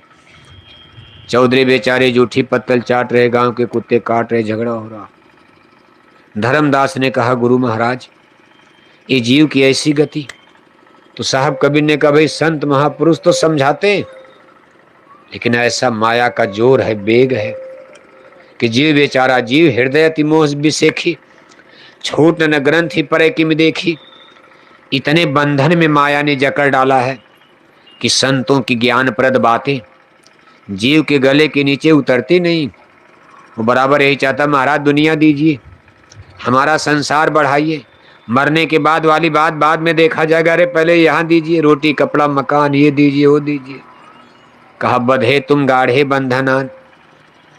उसका कारण देखो, बता रहे हैं कि इतना बांध दिया जंजाल में, फंसे तुम गाढ़े बंधनान। पहला बंधन पड़ा देह का, दूसर तिरिया जान, तीसर बंधन पुत्र का जानो, चौथा नाती मान। नाती के फिर नाती होवे, तो फिर कहिए कौन ठिकान। चौड़र पचरह 17 रसरी, बांध लिया तुम बहुबित तान। कहा, बेड़ी भारी भेद न जाना, मूर्ख ने ये भार उठाया, अब बेड़ी भारी भेद न पाया। अब वो सोच रहा कि नाती पोता पैदा हो रहे, मजा आ रहा, खुश होता, लड्डू बांटा जा रहा, मंगल गीत गाए जाते, लेकिन बेड़ी भारी जान न पाया, समझ न पाया। ये बेड़ी बधती जा रही, जंजीर बध रही। नाती के फिर नाती होंगे, तो फिर कहिए कौन ठिकान। चौड़र पचरा 17 रसरी, अब रस्सी बढ़ती जा रही, घट नहीं रही, बंधन बढ़ रहा। चौड़र पचरा 17 रसरी, 1 कल्ले की रस्सी, 2 कल्ले की रस्सी, 3 कल्ले की रस्सी, 4 कल्ले की रस्सी। अब कल्ली बढ़ती जाएगी तो बंधन कमजोर होगा कि जबर होता जाएगा। क्या भाव साहब, सो रहे हैं, जाग रहे हैं? जाग रहे हैं, हाँ जागते रहिएगा, हाड़ में आप आज हैं। अब देखो जैसे जैसे दुनिया में विस्तार हो रहा, जीव सोचता है कि भगवान की बड़ी दया हो रही, हमको सब मिल रहा, लेकिन मूर्ख ने ये भार उठाया, अब बेड़ी भारी समझ न पाया। ये बेड़ी बढ़ रही, नाती पोता ये वो, दुनिया जंजाल, रिश्तेदार नातेदार दोस्त मित्र, और इसके बाद कदे सुख संपदा और हाट हवेली, आय बिछाया बहुबित जाल, मरे बिना तुम छोड़ो नाही, जीते भर देते नहीं कान। संत सदगुरु बहु समझावें, उनकी बातें एक न मान। कैसे मुक्ति बने तुम्हारी, अब भरमो 84 खान। इसी लंपटबाजी में पड़े रह गए, वहीं जन्म हो गया। जन्म मरण में जीव अपनी आकांक्षाओं को पूरा करने के लिए इसी लोभ मोह की पूर्ति के वशीभूत ये संसार में जन्म मरण के चक्र में टक्करें मारता फिरता। महापुरुष कहते, भाई इस बात पर सोचो, ये चीजें तो फना होंगी, विनष्ट होंगी, छोड़कर चलना। ये संसार जगत धर्मशाला है, शराय है। फिर इन चीजों को मांगने की जब आपको मिल गया, अरे मतलब भर के तो मिल गया, रोटी कपड़ा मकान, 2 रोटी से ही तो पेट भरता है। 1 लाख रोटी कोई खाता है, सोना खाएगा, चांदी खाता, रोटी कपड़ा मकान, उतना आपका गुजर बसर हो रहा। अपनी आत्मा के कल्याण के लिए आदमी को मेहनत करनी चाहिए, लेकिन लोग देव स्थान पर जाकर, संतों महात्माओं के यहाँ भी जाकर यही दुनिया मांगते हैं कि और बंधन हो जाए और हम माया में फंस जाएं। एक बड़ा सुंदर दृष्टांत आता। एक बार एक मौलवी साहब मस्जिद में लोगों को नमाज, मुसलमान भाइयों को नमाज अदा करा रहे थे। नमाज जैसे अपने हिंदू धर्म में पंडित पुरोहित लोग धर्म गुरु होते, ऐसे मुसलमानों में धर्म गुरु, उनको मुल्ला मौलवी कहा जाता। अपने यहाँ पंडित पुरोहित, ऐसे ईसाइयों के यहाँ ईसाई धर्म, उनको पादरी कहा जाता, धर्म गुरुओं को पुरोहित। अब जैसे जैसे मौलवी साहब उठ रहे बैठ रहे, मुसलमान भाई पीछे से उठ रहे बैठ रहे, नमाज पढ़ रहे अदा कर रहे, तब तक एक फकीर साहब, मुसलमान फकीर थे, उनका नाम था सरमद साहब, उधर से गुजर रहे थे। उन्होंने जब ये देखा तो मस्जिद की सीढ़ी पर खड़े होकर पीछे जोर जोर से लगे चिल्लाने। अपना तालू ऐसे सीढ़ी पर रगड़ रहे और ऐसे पटक रहे और कह रहे जो मौलवी के दिल में वो मेरे पैरों के नीचे है, जो मौलवी के दिल में वो मेरे पैरों के नीचे। अब देखो संजोग से उस नमाजियों की भीड़ में जो नमाज लोग पढ़ रहे थे वहाँ के बादशाह भी मौजूद थे। जब उन्होंने सुना कि कोई आदमी पीछे ऐसे चिल्ला रहा तो गुस्सा आया लोगों को कि कौन डिस्टर्ब कर रहा। नमाज खत्म हो गई, उनको गिरफ्तार किया गया। कहा बेवकूफ आदमी, लोग नमाज पढ़े तुम पीछे चिल्ला रहे पागल की तरह। जब पता लगाया गया कि भाई ये पागल नहीं है, ये जानबूझकर ऐसा कर रहे थे, गलती मानी गई, अपराध, तो बादशाह ने कहा कत्ल कर दो। तुरंत उनको तलवार सुला दिया गया। भाई इतनी बड़ी गलती कर लिया कि जो मौलवी के दिल में मेरे तौलियों के नीचे, नमाज पढ़ाते समय मौलवी के दिल में क्या था? खुदा। भाई पूजा के समय आदमी के दिल में यही माना जाता भगवान है, लेकिन ऐसा होता नहीं है। जैसे आप माला लेकर जय गुरुदेव जय गुरुदेव जय गुरुदेव, तो गुरु महाराज तो याद आते नहीं आपके मन में। तब तक खेत में ट्रैक्टर चलाने लगे। ये बहनें बैठी हैं जय गुरुदेव बोले, क्या गुरु महाराज आ गए? भोर में 4 बजे उठकर चौके बिस्तर पर बैठकर ये माला लेकर बैठती, बोली जय गुरुदेव जय गुरुदेव जय गुरुदेव। ध्यान कहाँ है? मन में क्या बचा है? किचन रसोई घर में चला गया मन। अरे जल्दी जल्दी माला करो, बच्चों को स्कूल जाना है, कहीं उनकी बस न छूट जाए, उनकी टिफिन भरनी, पूरी परेठा बनाना। तो मन में तो कुछ है, जबान पर भगवान का नाम रहता।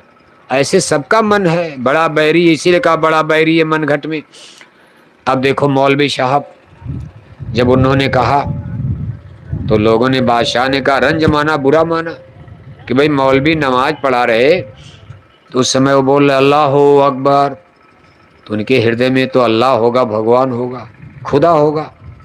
अब आप कह रहे कि जो मौलवी के दिल में मेरे पैरों के नीचे, तो क्या भगवान खुदा आपके पैरों के नीचे है? आपने भगवान का अपमान किया, इसलिए कत्ल कर दो। अब इतनी बड़ी गलती पर तो कत्ल कर दिया।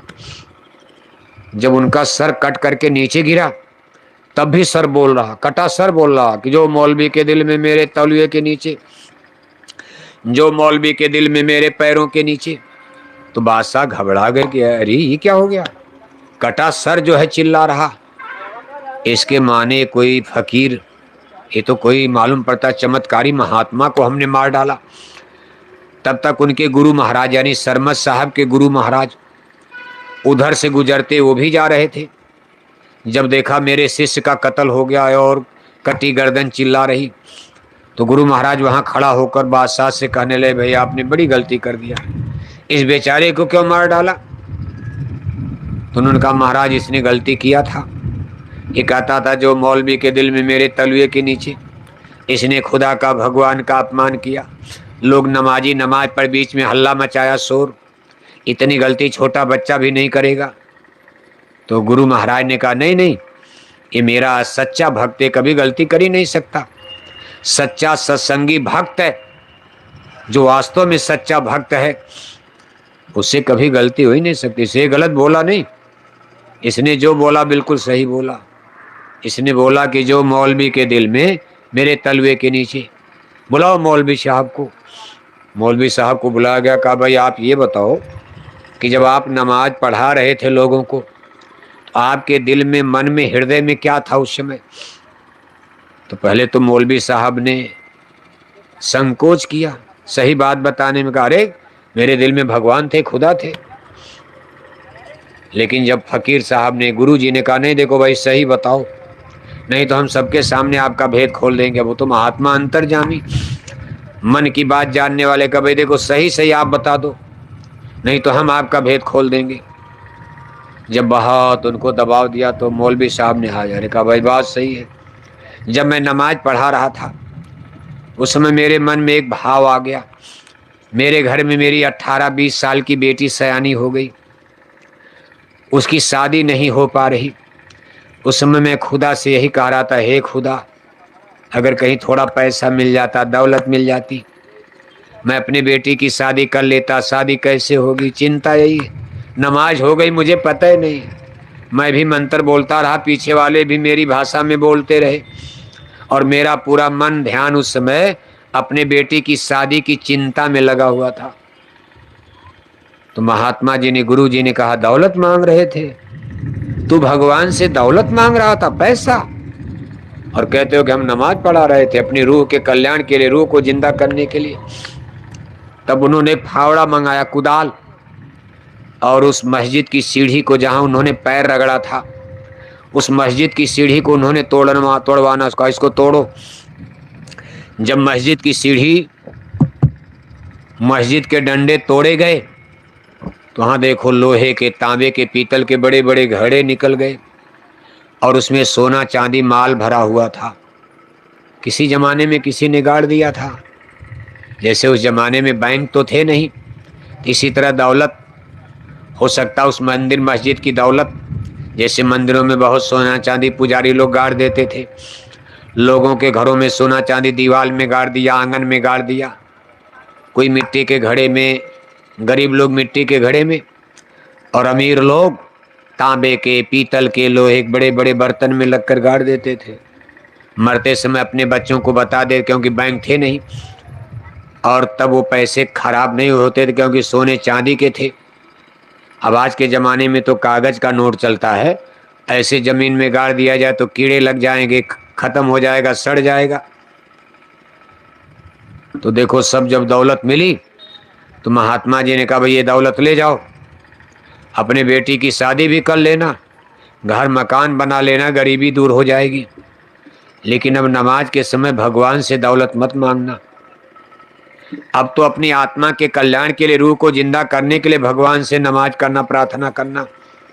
ये अच्छी बात नहीं कि पूजा के समय दुनिया को मांगा जाए, संसार की दौलत को मांगा जाए। अरे भगवान से भगवान को मांगो कि हे परमात्मा आप मिल जाओ, मेरी आत्मा का कल्याण हो जाए, आत्मा परमात्मा से मिले। पूजा पाठ धर्म कर्म इसके लिए किया जाता। कहने का कुल मतलब यह है, इसी तरह से आज दुनिया में सारी पूजा पाठ धर्म कर्म, चाहे हिंदू चाहे मुसलमान, सभी लोग इसी तरह दुनिया की दौलत के लिए, संसार की इच्छा आकांक्षा की पूर्ति के लिए सब लोग धर्म कर्म पूजा पाठ करते रहते हैं, और वो भी मतलब वाली पूजा, जो मन में वही पूजा हो गई। अब हिंदू धर्म में आप पूजा का रूप देखो, ज़्यादातर हिंदू लोग तो यही पूजा करते हैं कि मछली में टन टन घंटी, मंदिर में टन टन घंटी घंटा बजाए जा रहे और 1-1 किलो मछली खाए जा रहे, हरे रामा हरे कृष्णा कीर्तन गाए जा रहे, अखंड रामायण पढ़े जा रहे, चंदन तिलक टीका लगाए जा रहे, और 1-1 किलो अंडा खाए जा रहे, 10-10 बोतल दारू शराब पिए जा रहे। ये कौन सी पूजा? मछली खाना, मांस खाना कोई पूजा है? धर्म है ही नहीं। इतने लोग बैठे हो, सब लोग हिंदू धर्म को ही मानते हो, राम को मानते हो, कृष्ण को मानते हो, सही से बताओ, भगवान राम ने कभी मांस खाया था? भगवान जोगेश्वर श्री कृष्ण जी महाराज मांस खाते थे? रामायण गीता वेद भागवत शास्त्र पुराण में कहीं मांस खाना लिखा है?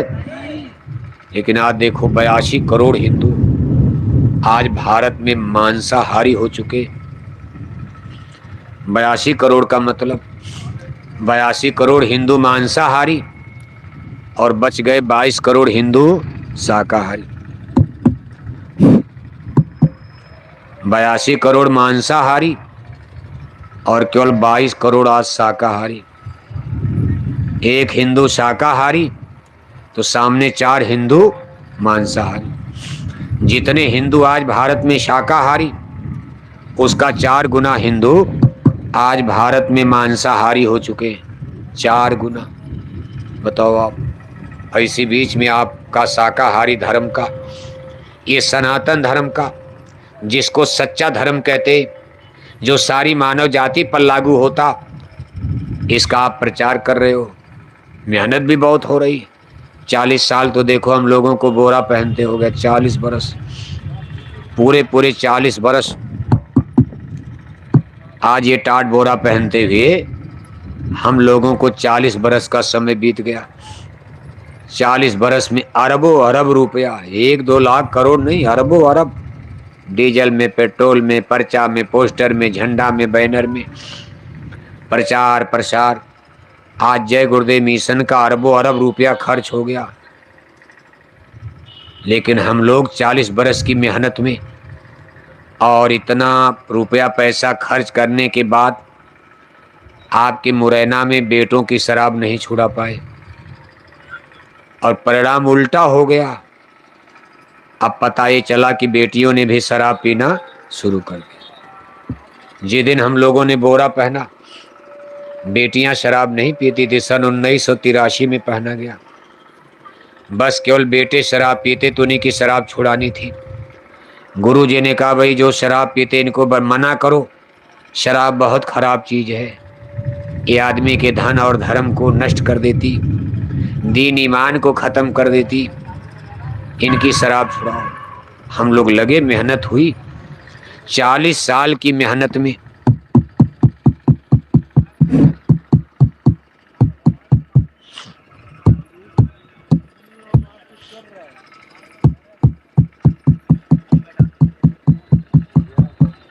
40 साल की मेहनत, इतना प्रचार प्रसार, रुपया पैसा खर्च करने के बाद हम लोग मुरैना में बेटों की शराब नहीं छुड़ा पाए और आज परिणाम देखो बिल्कुल उल्टा आ रहा।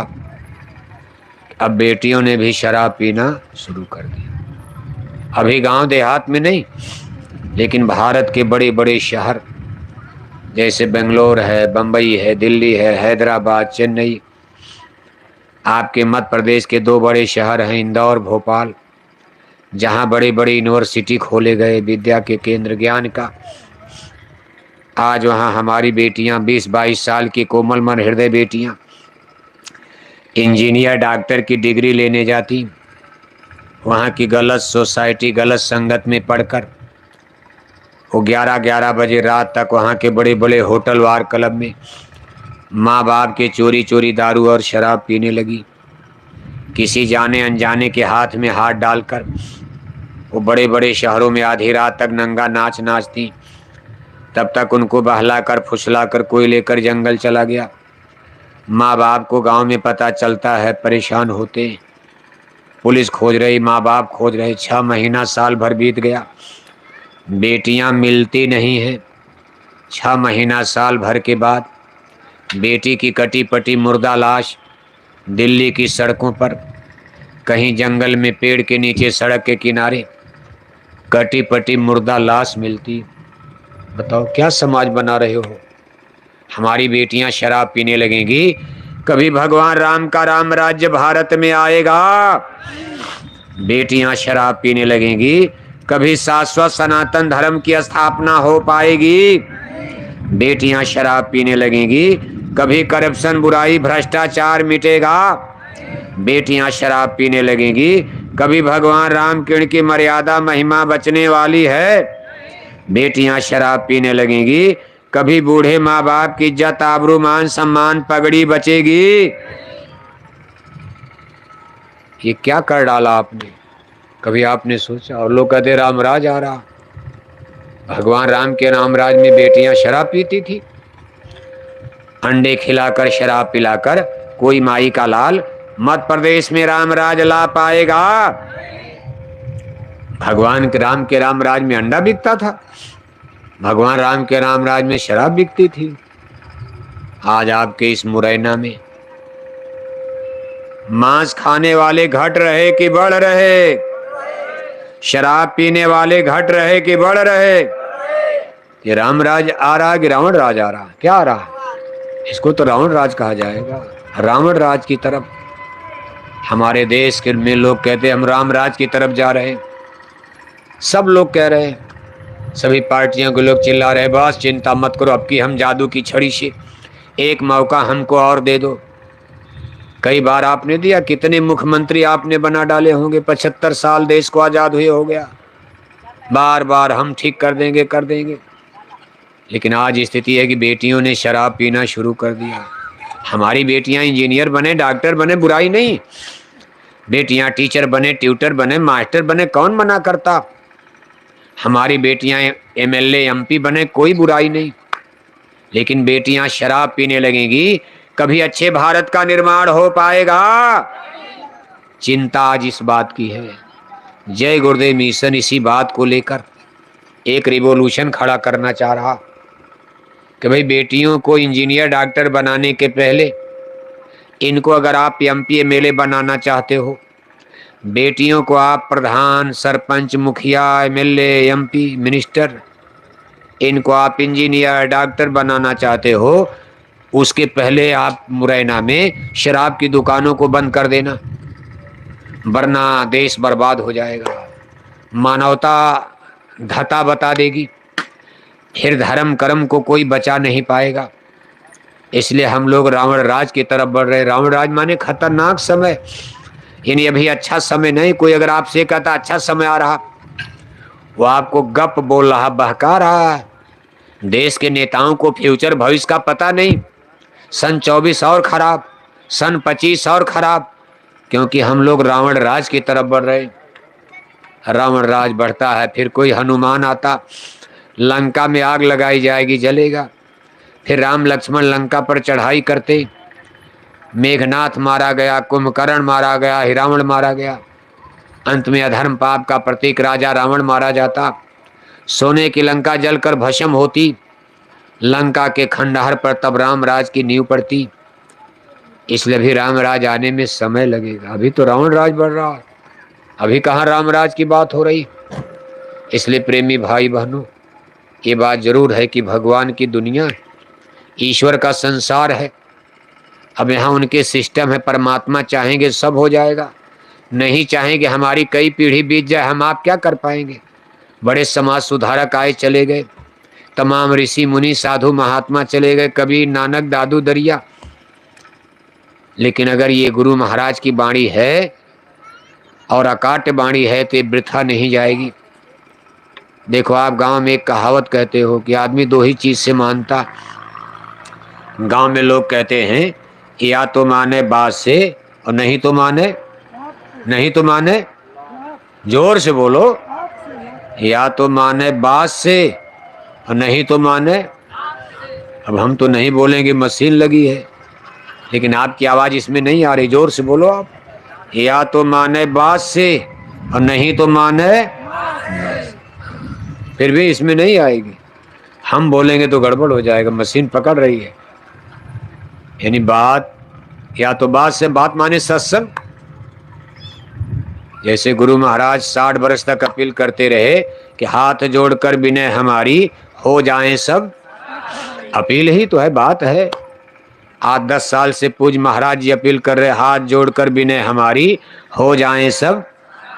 लाखों बोरे वाले गांव गांव घर घर जाकर अपील कर रहे, हाथ जोड़कर विनय हमारी हो जाएं सब। हमारे लाखों लाख भाई बहन, अब तो देखो पूज महाराज जी के निर्देश में एक एक गांव गोद ले लिया, जिम्मेदारी लेकर ये घर घर जा रहे कि कोई बचने न पाए। और सबसे अपील हो रही है कि हाथ जोड़कर विनय हमारी हो जाएं सब। लेकिन कब तक हाथ जोड़ा जाए, कोई सीमा उमा। एक पीढ़ी तो जय गुरुदेव मिशन की बीत गई, हमारे लाखों लाख सत्संगी भाई बहन मर भी गए। दूसरी पीढ़ी बुढ़े हो गए, वो भी मरने वाले। तीसरी पीढ़ी पूज महाराज जी युवा संगत संगठन, वो भी अब तैयार हो रहा है, तीसरी पीढ़ी। तो 2 पीढ़ी का तो अंत हो गया हाथ जोड़ते जोड़ते। तो हाथ जोड़ने की भी तो कोई सीमा होगी, सीमा है, उसकी तिथि तारीख निश्चित। हाथ जोड़ना बंद है और फिर वही बात आएगी, या तो माने बात से और नहीं तो माने, फिर डंडा बच जाएंगे, डंडा। जैसे भगवान राम ने कितना समझाया, ऋषि मुनियों ने रावण को कितना समझाया, सभी साधु महात्मा, लेकिन अधर्मी राजा रावण की बात समझ में नहीं आई। अंत में भगवान राम ने कहा काउंटर कर दो, खेल ही खत्म कर दो। और ऐसा लंका का काउंटर कर दिया कि रहा न कुल कोई रोवनिहारा। 1 लाख पूत 1.25 लाख नाती, और ता रावण घर दिया न बात, सब खत्म हो गया अंतिम। लेकिन पहले नहीं मारा, पहले समझाया। भगवान राम ने खुद देखो अंगद को, हनुमान को, सबको भेजा। उसके पहले सब ऋषि मुनि जाकर लंका में समझा रहे, सत्संग सुना रहे। और उसके बाद फिर लाखों बरस बीत गए। द्वापर काल आया, जब सब राजवंश विधर्मी हो गए, राजा महाराजा सब पापी अधर्मी हो गए। तब जोगेश्वर श्री कृष्ण ने मथुरा में सगे मामा कंस की जेल में जन्म लिया, अवतार लिया। हस्तिनापुर की कुरुराज सभा में, भरी सभा में दुष्ट दुर्योधन ने अपने दुशासन से कहा, दुशासन द्रौपदी को नंगा करके मेरी जंघा पर बैठा दो। बताओ, इतना बड़ा अधर्म है।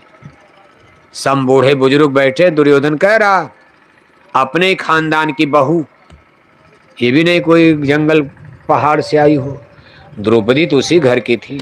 कहा द्रौपदी को नंगा करके मेरी जंघा पर। भीष्म पितामह दादा बैठे, नंगा तो नहीं कर पाए, लेकिन इतनी बड़ी घृष्टता पर दुर्योधन को पाप लग गया। फिर पांडवों का वनवास हो गया, द्रौपदी को लेकर पांडव जंगल चले गए। 13 बरस तक जंगल में पांडव द्रौपदी के साथ कष्ट उठाते रहे। इस बीच में भारत के सब साधु महात्मा हस्तिनापुर आकर के सत्संग कर गए और सबने दुर्योधन को समझाया कि गलती तो बहुत बड़ी हो गई, लेकिन अब भी समय है, मान जाओ, माफी मिल जाएगी, संसार बच जाएगा। लेकिन दुर्योधन की बात समझ में नहीं आई। 13 बरस बीत गया, पांडव जंगल से वापस आ गए, भगवान कृष्ण से मिले तो वासुदेव श्री कृष्ण जी महाराज ने कहा, युधिष्ठिर एक बार मैं भी दुर्योधन को सत्संग सुनाना चाहता हूँ। युधिष्ठिर ने कहा, केशव मैं दुर्योधन को जानता हूँ, मेरा भाई है, मैं बचपन से उसको जानता, बड़ा संस्कारहीन है, दुष्ट है, वो आपकी सुनेगा नहीं, गाली ही देगा आपको भी, बहुत चांडाल है। मैं उसको बचपन से जान रहा। भगवान कहने का गाली देगा क्या फर्क पड़ता, अरे मैं काल ब्रह्म हूं, सूरज पर कोई धूल उड़ाएगा, सूरज गंदा हो जाएगा, धूल अपने ऊपर आएगी। हे युधिष्ठिर मैं काल ब्रह्म हूं, मुझे कोई गाली दे, मान दे, अपमान करे, क्या फर्क है, मुझे जाने दो। पांडवों के लाख मना करने के बाद भगवान कृष्ण हस्तिनापुर जाते। कहा भगवान हस्तिनापुर आए, संदेश पांडवों का लाए, दुर्योधन को समझाने को, अब महाविनाश बचाने को। एक दुर्योधन मान जाएगा, तमाम राजवंश बच जाएगा, धरती खून से लाल होने से बच जाएगी। तो दुर्योधन को समझाने को, महाविनाश बचाने को भगवान हस्तिनापुर आए। आ गए और कुरु सभा बैठी है। फिर सब लोग बैठे भरी सभा में, भगवान कृष्ण का लेक्चर, भाषण, सत्संग शुरू हो गया। हर कुरु सभा में बोल रहे, सबके भावों को तोल रहे। अचानक दुर्योधन बोल पड़ा, कोई नहीं बोला, दुर्योधन ही बोल दिया। सारा सन्नाटा तोड़ चला और बोला नहीं, भगवान कृष्ण को गाली दे दिया, शुरू कर दिया गाली। ऐ ग्वाला भाषण बंद करो, पकड़ो इसको, अब कैद करो। ये अहंकार की भाषा थी, इसमें न शांति की आशा थी। जब नाश मनुष्य पर छाता है, बुद्धि विनाश कर जाता है। दुर्योधन हरि को बांधने चला, जो था असाध्य साधने चला। हरि हंसे चल दिए, निकल गए, जहाँ पांडव थे वहाँ पहुँच गए। करुणा सिंधु करुणा सागर, एकाएक आज कठोर बने, नाराज हो गए। कहा दुर्योधन हरि को बांधने चला, है ग्वाले को पकड़ के गिरफ्तार करो। भाषण दे रहा राजाओं की सभा में एक ग्वाला, जीवन भर गाय चराए जंगल में, आज भाषण देने आए हो, क्या क्या कह डाला। और पकड़ने के लिए जब चला तो भगवान हंसने, अरे का हमको तू बांधेगा, तू हमको गिरफ्तार करेगा, तुम्हारी मिलिट्री। और देखो निकल करके चले गए। कैसे चले गए, निकल गए। और जहां पांडवों के पास जाकर कहते आज नाराज हो गए, नाराज होकर बोल पड़े कि याचना नहीं अब रण होगा, आगे अब घोर समर होगा। शिव नेत्र तीसरा खोलेंगे, सब दिग दिगंत अब डोलेंगे, सब राजवंश टकराएंगे, सब मिट्टी में मिल जाएंगे। का कोई नहीं बचा सकता। ये नेता का भाषण नहीं था।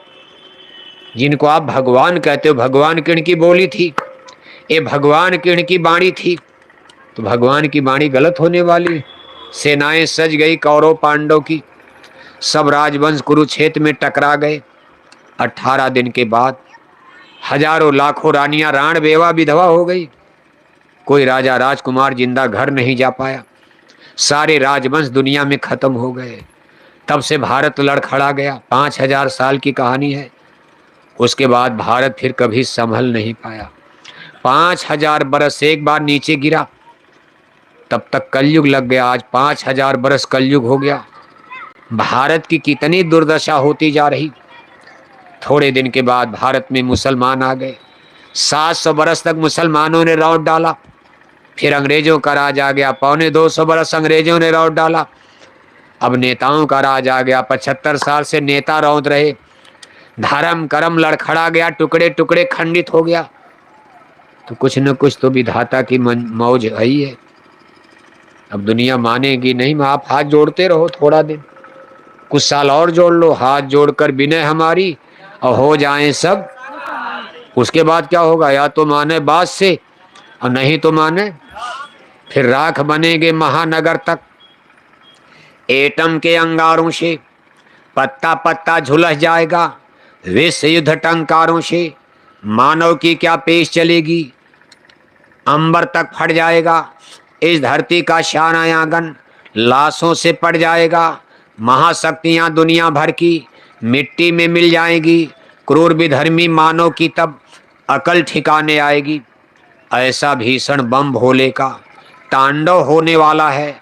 और कलयुग में ही इस धरती पर सतयुग लगने वाला है।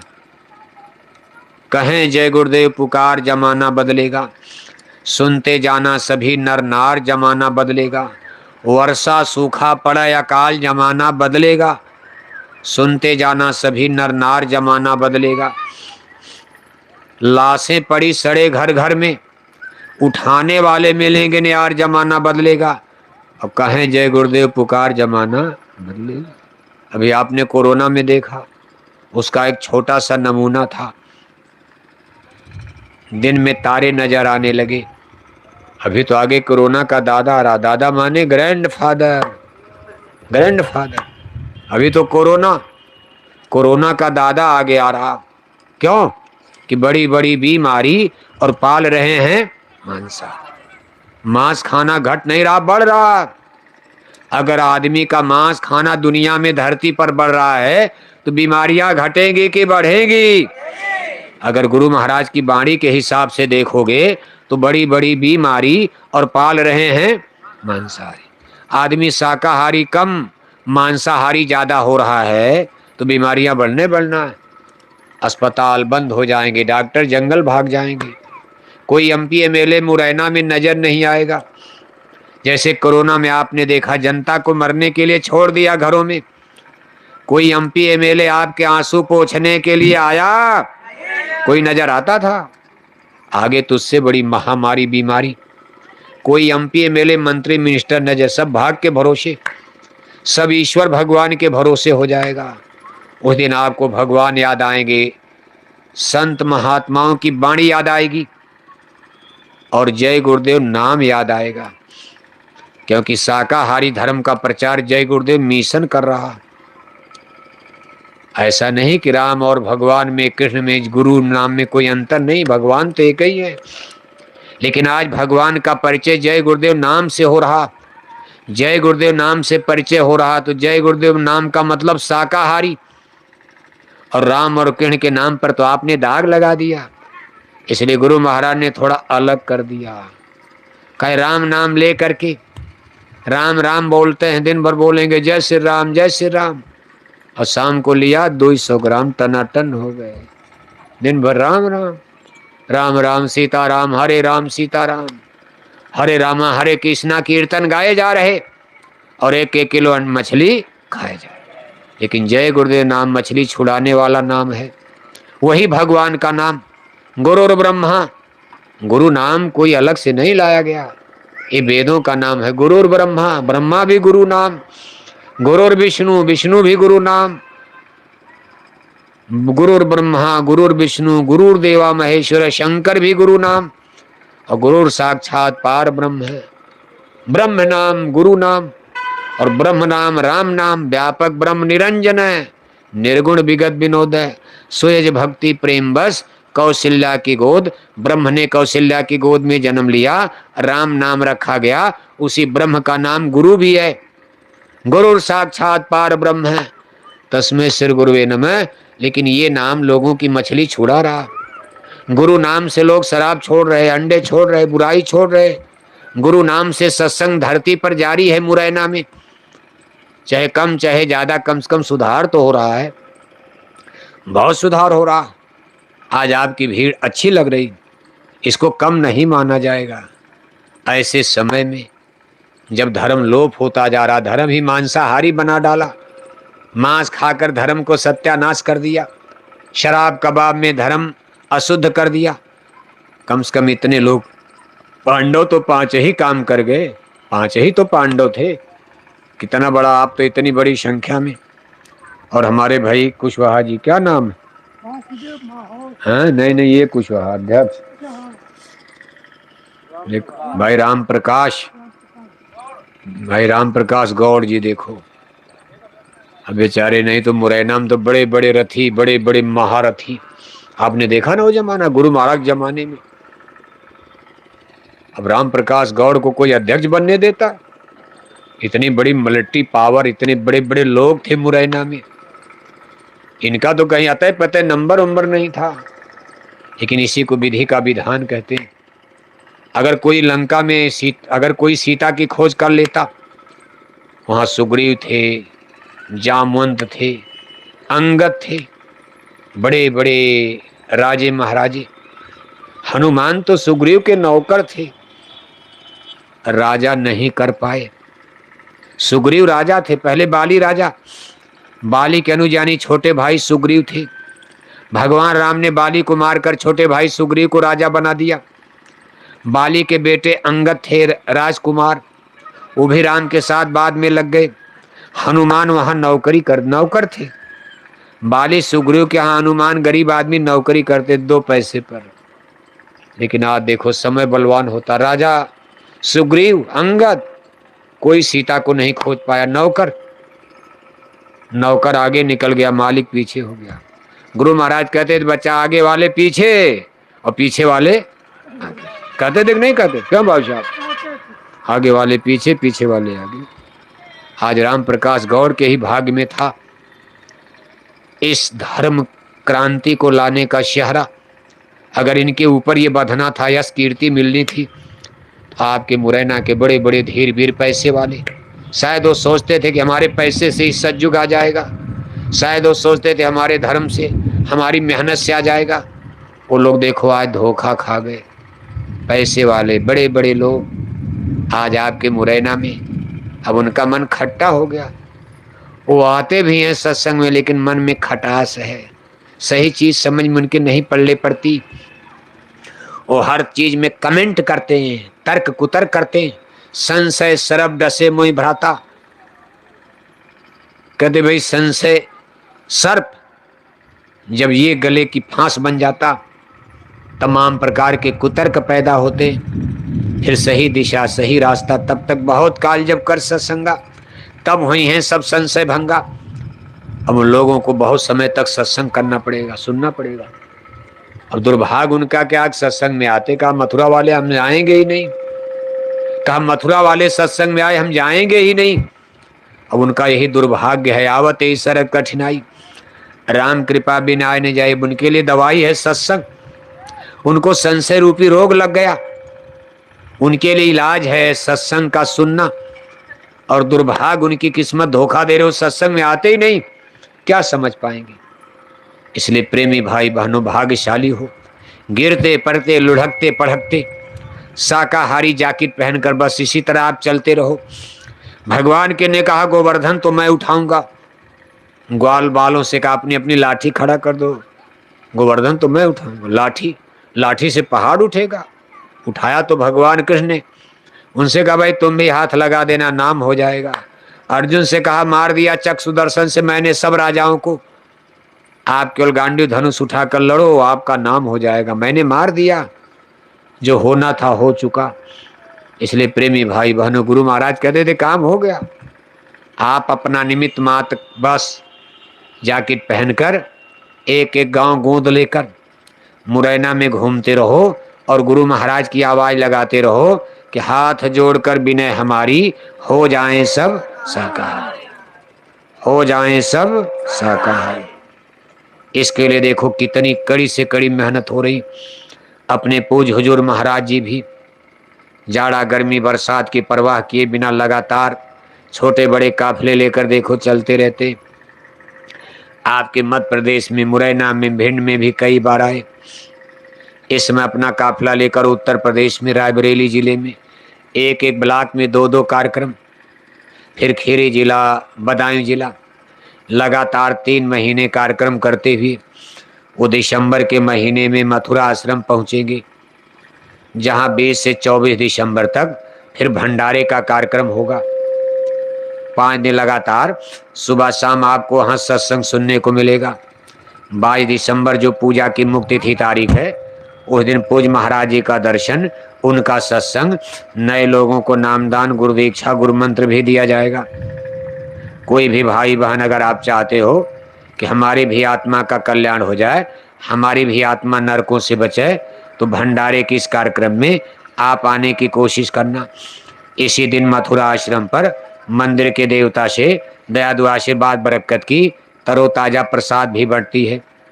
इन सारी चीज़ों का लाभ लेने के लिए आप भंडारे के कार्यक्रम में मथुरा आने की कोशिश करना। आप सादर आमंत्रित हैं। आपके इस गांव से, आपके इस जवार से हमारे बहुत से भाई बहन बराबर मथुरा जाते। देखो सामने जिनका घर है, हम लोग तो रात में ही आ गए, और हमारे ये भाई हैं, क्या नाम? हाँ, भाई वासुदेव जी। देखो सामने घर है, इनके यहाँ हम लोग रात भर रहे। पूरे घर परिवार के लोग कितने प्रेमी, कितने भक्त, रात भर जाग जाग कर सबके लिए भोजन प्रसाद का इंतजाम करना, खिलाने पिलाने की सब व्यवस्था करना, फिर टेंट लगाना, लाउड स्पीकर लगाना, और सबके लिए देखो सुबह से ही भंडारा भी बन रहा। हमारे तमाम सेवादार भाई बहन सुबह से ही भंडारा प्रसाद सारी साथ संगत के लिए बनाने में लगे हुए हैं। तो भाई वासुदेव जी अपने संकल्प के साथ, देखो प्रेमी भाई बहनों, जो हमारे सत्संगी भाई बहन यहाँ मौजूद हैं, युग जमाना देखो बहुत खराब चल रहा। संगत से आदमी बनता भी है, बिगड़ता भी है। 60 सुधरे सत्संगति पाई। अच्छी संगत मिल गई तो बदल जाते, अच्छे हो जाते। और को न कुछ संगत पाए न शाई, गलत संगत मिल गई तो बिगड़ने में देरी नहीं लगती। जैसे अभी हमने कहा, यूनिवर्सिटी में जाकर हमारी बेटियों ने शराब पीना शुरू कर दिया। ये गलत संगत का ही असर है। अगर बेटियों को यूनिवर्सिटी में शराब कहाँ से मिल गई, तो हमारे सिस्टम का दोष है। इसी तरह से बाल बच्चों का संस्कार अगर कहीं बिगड़ गया, कहीं गलत संगत में चले गए, तो गंदी आदत पकड़ लेंगे। आपके हाथ फिर लगने वाले नहीं, आप उनको फिर समझा नहीं पाओगे।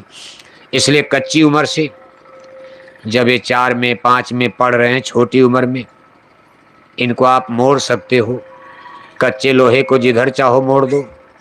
इनकी बुद्धि कच्ची है, ज्ञान कच्चा है, इनको आप बदल सकते हो। इसके लिए अपने घर में आप रोज शाम को 25 मिनट आधा घंटा की सत्संग बैठक बनाया करो। ज़्यादा नहीं, छोटे छोटे बच्चों को बहुत देर बैठा नहीं पाओगे। बस बैठाया, बच्चों को लेकर बैठ गए, एक छोटी सी प्रार्थना बोल दिया, सरल, यानी कि बड़ी कठिन प्रार्थना आधा घंटा तक गाने गाते रह गए, ऐसा नहीं। छोटी प्रार्थना, सरल प्रार्थना। इसके बाद 10 मिनट ध्यान, 10 मिनट भजन, फिर जय गुरुदेव जय गुरुदेव 2 लाइन की नाम धुनी बोल दिया। 25 मिनट आधा घंटा आपकी सत्संग बैठक हो गई। इसके बाद बच्चे पढ़ने बैठ जाएं, आप भोजन बनाने लगो। किसी को ज़्यादा भजन करना है, घंटा 2 घंटा रात भर करो, कौन मना करता। लेकिन बच्चों को तो बस आधा घंटा ही बहुत है।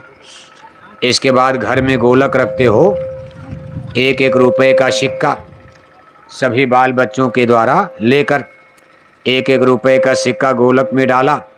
महीना बीत गया, गोलक खोला, इसको गिन करके कागज का नोट बनाया और अपने जिला अध्यक्ष के रजिस्टर में, ये रजिस्टर जो मथुरा से आया हुआ है उसमें गोलक सेवा का कॉलम बना हुआ, ये गोलक सेवा जिला अध्यक्ष के रजिस्टर में आपने जमा कर दिया।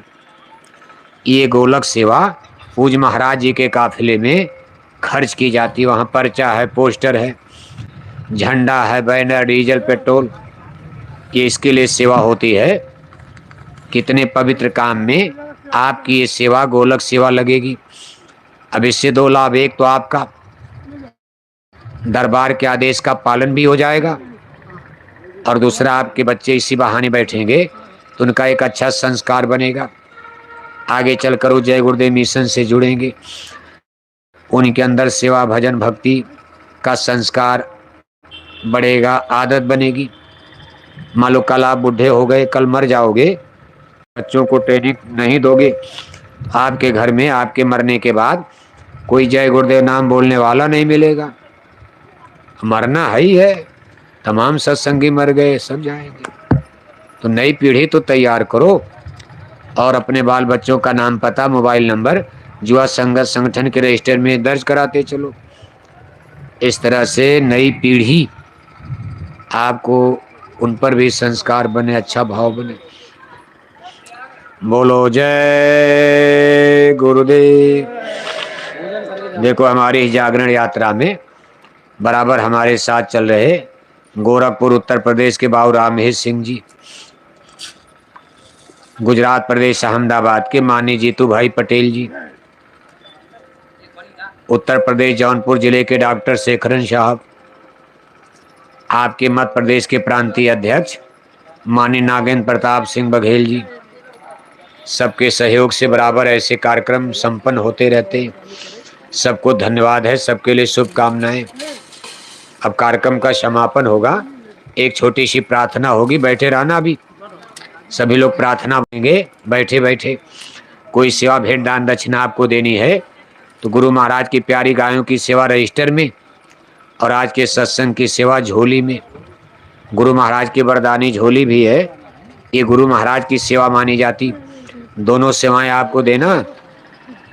हिंदू धर्म में गाय की सेवा का बड़ा पुण्य माना जाता, और ये तो गुरु महाराज की प्यारी गायें हैं, इसमें सेवा देकर आप महान पुण्य के भागीदार बन सकोगे। तो प्रार्थना बोलते रहो, सेवा देते रहना। कार्यक्रम समापन की तरफ है। अभी यहाँ मन से उतरने के बाद ये देखो सामने हमारी गाड़ी खड़ी है, अभी करीब 1 घंटा हम गाड़ी में रहेंगे। किसी भाई बहन को नज़दीक मिलना है, आकर के आप गाड़ी में मिल सकते हो। इसके बाद हम लोग भिंड जाएंगे और वहाँ कल का कार्यक्रम है। इसके बाद उत्तर प्रदेश में इटावा जिले में कार्यक्रम है, फिर औरैया। इस तरह बराबर ये कार्यक्रम भंडारे तक लगातार 10 दिसंबर